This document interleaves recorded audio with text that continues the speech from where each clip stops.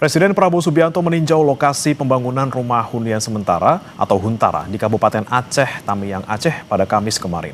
Dalam kunjungannya ini, Presiden menegaskan bahwa tujuan negara adalah secepatnya bekerja untuk meringankan penderitaan masyarakat terdampak bencana di Aceh, Tamiang. Lantas seperti apa pemulihan dan keberlanjutan kehidupan masyarakat terdampak bencana, khususnya di Kabupaten Aceh, Tamiang, Aceh? Kita akan bahas bersama dengan Direktur RSUD Muda Sedia Aceh Tamiang, Dr. Andika Putra, dan juga akan nanti bergabung Saudara Kapus Datinkom Kebencanaan BNPB Abdul Muhari. Saya akan ke Pak Dr. Andika dulu. Dr. Andika, ini kan Presiden Prabowo Subianto beberapa kali berkunjung ke Aceh Tamiang untuk melihat kondisi pasca banjir. Nah, kemudian kalau untuk secara umum, Dok, kalau Anda melihat mungkin pasien yang datang ke rumah sakit Aceh Tamiang, ini seperti apa kondisi warga? Baik, terima kasih. Saat ini memang sejak kami sudah membuka layanan di rumah sakit sejak tanggal 9 Desember, semakin hari memang jumlah kunjungan pasien makin meningkat. Dan yang terbanyak adalah kasus gangguan pencernaan, kemudian saluran pernapasan, sama dengan penyakit-penyakit kronik yang mengalami pemberatan yang butuh penanganan di RSUD. Di samping itu juga kami memang saat ini sudah membuka layanan operasi juga sudah berjalan, jadi pasien-pasien yang selama ini kami rujuk apabila membutuhkan tindakan operasi, sekarang saat ini sudah bisa kami lakukan di RSUD Muda Sedia Kabupaten Aceh Tamiang. Baik, kemudian kalau dari segi pelayanan semuanya gitu, Dok, secara keseluruhan, ini untuk rumah sakit Muda Sedia ini seperti apa? Apakah sudah 100% kembali seperti sedia kala? 100% belum. Memang pelayanan kami yang sudah berjalan selain pelayanan gawat darurat juga pelayanan rawat inap. Yang awalnya rawat inap ini kami tempatkan di ruang IGD, namun alhamdulillah sekarang sudah kami pindahkan ke ruang rawat inap semula. Kami sudah membuka dua ruangan. Kemudian rawat jalan juga sudah kami pindahkan ke ruang semula, yaitu poliklinik rawat jalan. Kemudian yang sudah berjalan itu juga cuci darah.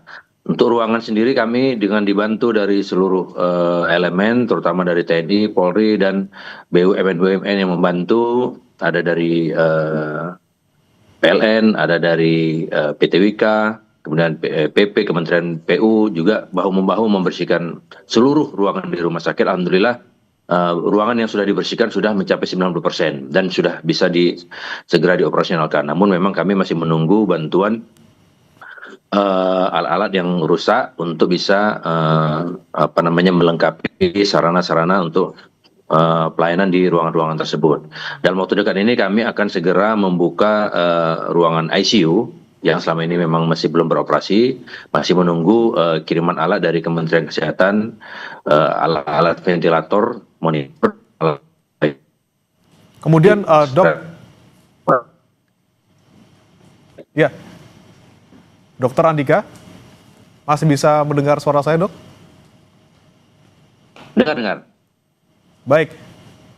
Baik, kami tadi sempat terkendala, Dok, soal audio dan juga sinyal. Nah, sekarang, Dok, kami ingin tanyakan kembali terkait apa saja yang belum beroperasi secara optimal. Tadi ada ICU yang belum, tapi akan segera dibuka. Apalagi, Dok, yang sekiranya masih belum berjalan optimal sampai hari ini? Ya, yang belum berjalan optimal ICU, kemudian radiologi, kemudian unit pengelolaan darah. Itu bagian-bagian penting untuk menunjang seluruh pelayanan. Kemudian laundry, dapur gizi sementara kami alihkan ke dapur sementara memang. Kemudian juga saat ini yang penting juga adalah pembersihan saluran-saluran drainase, yang mana itu juga menjadi bagian penting dari penunjang pelayanan. Oke, masih banyak ya fasilitas yang kemudian perlu dipulihkan kembali. Kemudian saya sebelum nanti lanjutkan, Dr. Andika, saya mau sapa dulu Pak Abdul Muhari, Kapus Datinkom Kebencanaan BNPB dari sambungan telepon. Selamat pagi, Pak Am. Selamat pagi, Mas Bremana. Ya, Pak Am, kemarin kan Pak Presiden sudah rapat ya di Aceh Tamiang bersama dengan Menteri dan juga Kepala Lembaga untuk progres hunian sementara di sana, Pak Am. Ini kan disebutkan 8 Januari. 600 sudah bisa digunakan masyarakat. Ini seperti apa, Pak, kemudian progresnya untuk menuju ke tanggal 8 ini? Ya, untuk jumlah hunian sementara yang saat ini berproses sedang dan sudah terbangun itu berjumlah 1.050 yang sudah ada tapak bangunan dan kondisi bangunan yang sudah terlihat. Sedangkan untuk daerah lain yang saat ini sudah melakukan pembersihan lahan, kemudian pengecoran lantai dan seterusnya, itu juga tersebar di 3 provinsi. Memang target kita dari kemarin yang dilaporkan oleh Kepala BP Danantara dan juga Kepala BNPB, ini 1.050 unit hunian, 600 di Aceh Tamiang yang kemarin sempat dilihat oleh Bapak Presiden, dan 450 unit lainnya yang tersebar baik itu di Aceh, Sumatera Utara, dan Sumatera Barat ini sudah selesai di minggu pertama awal tahun ini. Dan ini untuk progres masih sesuai dengan schedule dan kita yakin bahwa itu sesuai dengan harapan Bapak Presiden. Kemudian selain itu Mas Bremana juga kemarin dilaporkan selain Huntara juga ada saudara-saudara kita yang memang berkeinginan tidak di hunian sementara karena ada rumah keluarga atau faktor lokasi dengan pekerjaan dan lain-lain. Ini memilih untuk apakah itu mengontrak rumah, apakah tinggal di rumah kerabat atau keluarga sementara, yang nantinya ini pemerintah akan mendukung dana tunggu hunian namanya, hingga nanti hunian tetap selesai.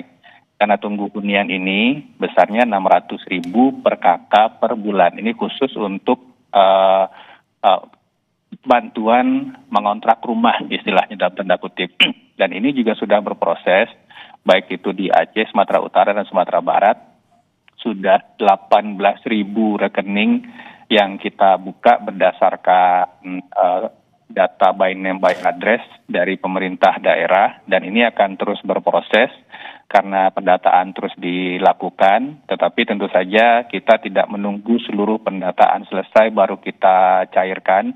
Jadi ini nama yang sudah masuk, sudah terverifikasi dengan data kependudukan, data Dukcapil dari Kemendagri, ini sudah bisa kita cairkan hak-hak dari warga yang terdampak ini. Oke, baik, tidak hanya hunian sementara, tapi juga tadi bantuan untuk menunggu hunian tetap untuk mereka yang tidak ingin ataupun tidak berkenan untuk tinggal di hunian sementara. Saya kembali ke Dr. Andika. Dr. Andika, ini kan memang kalau untuk rumah sakit umum daerah Aceh Tamiang ini belum 100% beroperasi. Kemudian kalau dari pantauan Anda juga di Aceh Tamiang sendiri, soal pembersihan infrastruktur maupun juga jalan, akses jembatan ini seperti apa, Dok? Ya, saat ini memang pembersihan sangat masif dibantu dari pemerintah pusat maupun pemerintah daerah, semua dari dukungan dari banyak pihak itu di sekitar Kota Karangbaru itu sudah nampak signifikan pembersihan. Mungkin nanti selanjutnya bergeser ke wilayah-wilayah kecamatan secara keseluruhan. Dan juga di sekitar rumah sakit juga sudah signifikan bersih arealnya, sehingga ini meningkatkan kebersihan lah lingkungan untuk mencegah wabah-wabah penyakit yang muncul akibat lingkungan yang kotor. Kemudian kalau untuk di rumah sakit sendiri, pasokan listriknya apakah masih dari genset, dan juga untuk pasokan air bersihnya seperti apa, Dok? Mohon maaf. Ya, Dokter, untuk di rumah sakit umum daerah Aceh Tamiang sendiri, untuk pasokan listrik apakah masih pakai genset atau sudah secara permanen dialiri oleh PLN? Kemudian untuk air bersih juga seperti apa, Dok, pasokannya? Ya. Listrik alhamdulillah sudah stabil dari PLN. Namun memang kadang-kadang sekali-sekali mati lampu, namun itu masih tidak masalah karena memang kita sudah ada backup genset yang cukup untuk membackup listrik di rumah sakit. Kemudian air sendiri dari PDAM sudah mulai masuk, namun memang karena lama terhenti ya, mungkin masih jaringannya masih kemarin sudah ditinjau langsung oleh dari Pak Menteri PU. Dan beserta jajaran, mungkin karena banyak lumpur atau kotoran atau angin, jadi mau segera di-flush, dibersihkan salurannya semuanya, supaya airnya bisa mengalir dengan optimal. Saat ini ke depan itu mengalir tapi kecil, Mungkin perlu optimalisasi, jangan saja tinggal. Baik, saya tanyakan kembali ke Pak Aam. Pak Aam, untuk pasokan listrik dan juga air ini kan masih terbatas gitu ya Pak ya. PLN kadang-kadang masih mati hidup, terutama di rumah sakit gitu. Dan juga pasokan air bersih masih ngalirnya kecil. Kadang-kadang malah tadi ada sedikit kotor ya gitu ya Pak ya. Nah ini seperti apa sebenarnya kalau untuk di Aceh Tamiang sendiri progresnya untuk aliran listrik maupun juga air bersih sudah berapa persen Pak sebenarnya? Kalau untuk aliran listrik ini masih terus berjalan menuju kondisi normal ya, Mas. Cuman untuk perbaikan gardu-gardu utama tegangan tinggi di wilayah Aceh Timur ini sebenarnya sudah selesai dilakukan, tapi sinkronisasi alirannya ini dari PLN masih terus menyempurnakan untuk air bersih. Nah ini memang tantangannya agak besar karena di Aceh Tamiang ini tidak hanya pipa jaringannya yang terganggu, tetapi beberapa titik sumber air bersihnya pun ini juga terkendala dan terganggu akibat banjir longsor kemarin. Sehingga Bapak Presiden kemarin sempat menanyakan mengenai biaya sumur bor dan lain-lain yang merupakan salah satu alternatif sebenarnya sampai nanti jaringan PDAM 100% pulih. Nah, untuk sumur bor ini kita sudah cukup intens untuk melakukan pembangunan sumur bor. Ini juga butuh waktu, tetapi kita akan kejar di beberapa titik-titik krusial, khususnya Faskes, Fasdik, Fasum, Fasos ya. Termasuk juga di hunian sementara itu akan menggunakan sumur bor untuk air bersih. Sementara nanti sumur bor ini dibangun, diperbanyak, kita akan dulu mengoptimalkan distribusi air melalui tangki, meskipun ini sifatnya memang rencana jangka pendek untuk mengatasi shortage kebutuhan dari air bersih khususnya rumah sakit. Jadi kita akan berupaya seoptimal mungkin, khususnya memang untuk Faskes, Fasdik dan Fasos ya. Kita akan optimalkan tidak hanya kalau misalkan kita memprediksi memang untuk pemulihan jaringan PDAM ini masih butuh waktu ya Mas Bremana ya, karena berkaitan tidak hanya jaringan pipanya tapi sumber airnya sendiri itu masih terganggu. Jadi sementara ini diperbaiki, kita akan optimalkan dari sumur bor, kemudian mobil tangki dan tendon-tendon yang sudah kita sebar di beberapa titik di Aceh Tamiang. Kami mohon nanti diinformasikan saja Pak Dokter kebutuhannya, kalau misalkan masih perlu didukung dengan mobil tangki, tentu saja kita akan optimalkan untuk bisa operasional rumah sakit tidak terganggu. Oke, mobil tangki dan juga ada tadi sumur bor untuk sementara membantu pasokan air di Aceh Tamiang. Kemudian Pak Aam, kembali lagi soal hunian sementara. Ini kan targetnya ada 15.000 hunian sementara yang akan dibangun, dan sementara ini yang sudah ada progresnya baru 1.050 gitu ya Pak ya. Nah, untuk bisa mencapai 15.000 hunian sementara yang bisa terbangun, ini butuh berapa lama kira-kira targetnya Pak? 1.050 ini sebenarnya yang sudah mungkin 50% terbangun, Mas Bremana, seperti yang kita lihat di Tamiang kemarin. Untuk daerah lain, ini sebenarnya untuk lahan, kemudian proses pematangan lahan itu sudah berjalan. Estimasi kami saat ini untuk lahan yang sudah ada saja itu mungkin sudah bisa di angka 3.000 hingga 4.000. Dan ini proses identifikasi lahan terus kita lakukan, karena sebenarnya poin pentingnya atau pengkajian awalnya ini di lahan ini kita tentu saja harus cermat dalam memilih lokasi, karena kita tidak ingin tentu saja karena kita saat ini masih di puncak musim hujan, nanti lahan ini tentu saja harus kita pastikan tidak akan berpotensi terdampak bencana serupa. Maka ini yang perlu kita pastikan, sekiranya status lahan ini sudah clean and clear dan dari sisi aspek mitigasi bencana itu bisa digunakan, maka untuk pembangunan rumah ini kita sudah lihat laju performanya dari misalkan Danantara itu 600 rumah bisa selesai dari 8 hari dalam 8 hari misalkan. Nah, waktu proses ini juga kita akan optimalkan, tidak hanya dari BUMN tentu saja, Satgas TNI Polri juga sudah sangat siap untuk bisa melakukan pembangunan ini, dan di beberapa tempat juga ini kita sangat bergantung pada Satgas TNI Polri, dan ini juga personilnya yang standby untuk penambahan personil jika diperlukan untuk mengejar waktu ini juga sudah ready. Jadi artinya kuncinya adalah pengusulan lahan dari pemerintah daerah, karena lahan ini menjadi tanggung jawab pemerintah daerah. Kiranya hal yang biasa clear, kami rasa dari sisi pembangunan itu bisa kita kebut, bisa kita percepat, Mas Bremen. Oke, paling tidak 3.000 sampai 4.000 rumah ini sudah ada lahannya ya, tinggal kemudian progresnya seperti apa. Tapi Pak Aam dan juga Dr. Andika ditahan sebentar dulu, kita juga akan simak bagaimana kondisi banjir yang kembali menerjang di Agam, Sumatera Barat, di mana ini kembali terjadi namun tidak ada korban jiwa dalam kejadian ini. Banjir bandang mengakibatkan jalan utama Lubuk Basung Bukit Tinggi terputus. Proses pembersihan material banjir bandang dilakukan personel gabungan dengan turut mengerahkan 1 alat berat.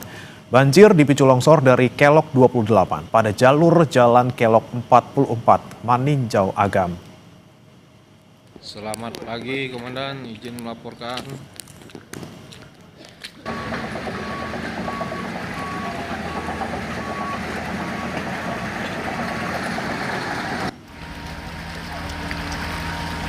Turun lagi. Dan saudara, untuk mengetahui bagaimana kondisi terkini pasca banjir bandang di Kabupaten Agam, Sumatera Barat, kami telah bergabung bersama jurnalis Kompas TV Rio Johannes di sana. Selamat pagi, Rio. Ya, Rio, untuk audionya belum dibuka, Rio.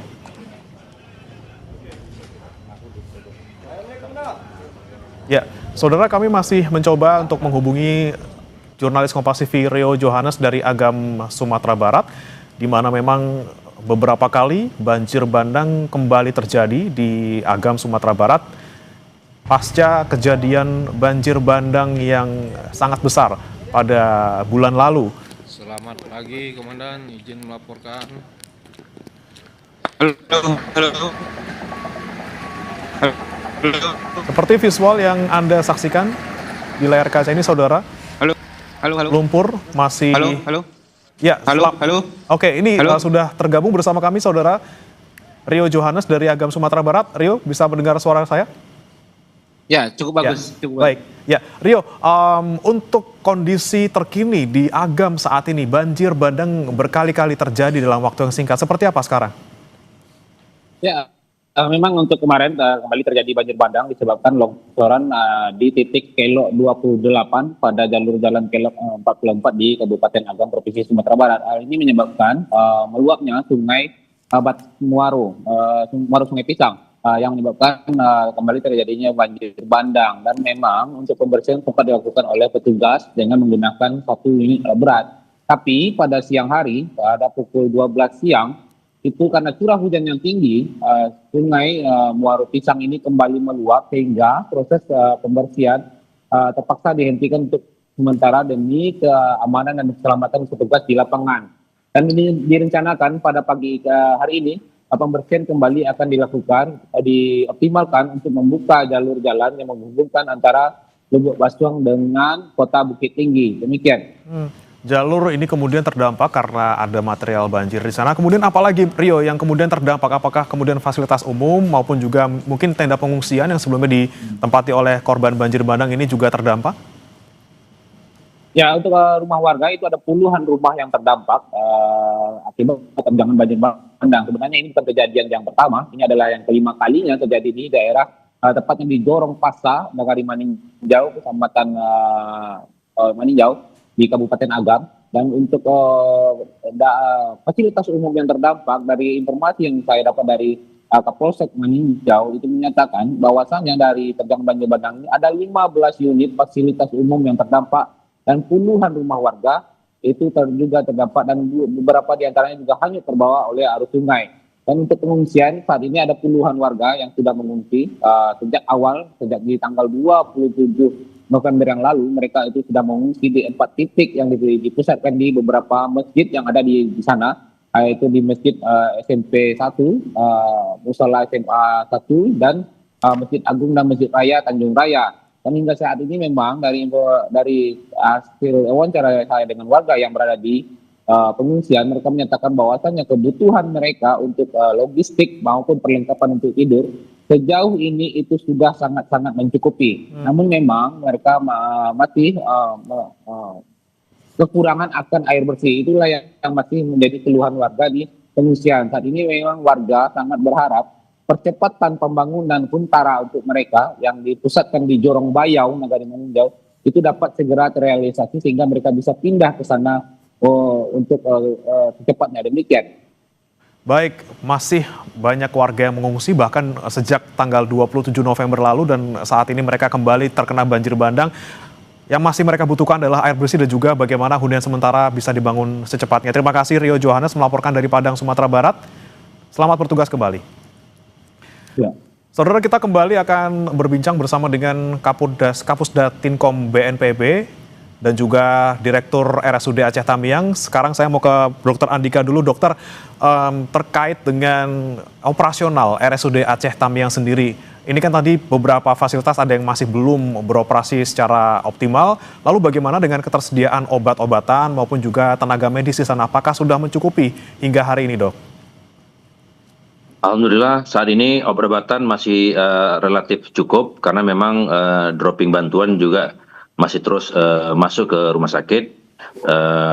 Kemudian untuk tenaga medis sendiri kami masih mendapat bantuan relawan dari Kementerian Kesehatan, relawan dari ILUNI FKUI, dan relawan-relawan dari institusi-institusi lainnya yang terus masih membantu operasional pelayanan di rumah sakit. Di samping itu juga kami tenaga organik juga sudah mulai bisa untuk memenuhi pelayanan di rumah sakit Muda Sedia. Kemudian untuk masyarakat yang ke sana, dok, ini seperti apa jumlahnya? Apakah bisa mencukupi setiap harinya tenaga medis maupun fasilitas di sana untuk melayani masyarakat yang datang? Alhamdulillah tenaga semua cukup untuk melayani seluruh pelayanan dan memang mungkin karena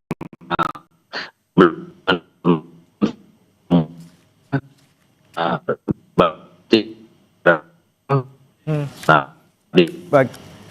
persediaan obat-obatan cukup untuk pelayanan saat ini. Oke, tenaga kesehatan dan juga fasilitas masih cukup untuk melayani masyarakat. Kemudian saya kembali ke Pak Aam. Pak Aam masih bergabung bersama kami, Pak. Baik, sepertinya koneksi kami bersama Pak Aam terputus. Saudara, kita kembali ke Dr. Andika. Dokter, ini memang RSUD sudah beroperasi, tapi kemudian pastinya warga juga butuh fasilitas kesehatan yang terdekat dari lokasi tempat tinggalnya. Kalau untuk puskesmas, dok, apakah sudah ada informasi kira-kira seperti apa kondisi pelayanan kesehatan di yang pertama, tingkat pertama seperti itu di sana? Ya, beberapa puskesmas memang sudah berhasil dibuka, sudah dibersihkan, sudah memberikan pelayanan. Ada yang sudah di ruang-ruang puskesmasnya sendiri yang sudah sepenuhnya berjalan, ada juga yang masih di posko-posko di sekitar puskesmas. Namun memang saat ini posko tetap tersebar ke seluruh wilayah, sehingga pelayanan kesehatan di seluruh kecamatan itu terakomodir di posko-posko yang sudah disediakan. Dan untuk tenaganya sendiri memang selain dari tenaga kesehatan dan tenaga medis lokal, juga memang untuk di wilayah puskesmas juga ada bantuan dari relawan Kementerian Kesehatan. Itu juga tersebar ke seluruh wilayah. Baik, dok, tadi kan Anda sebutkan juga bahwa dari wilayah rumah sakit ini belum 100% dibersihkan gitu ya. Kendalanya apa nih, dok? Kira-kira apakah memang tenaga yang untuk membantu untuk membersihkan kurang atau memang kondisinya memang sangat-sangat parah, dok, sehingga tidak bisa dibersihkan hingga saat ini? Kalau untuk tenaga memang luar biasa, ini bantuan ke rumah sakit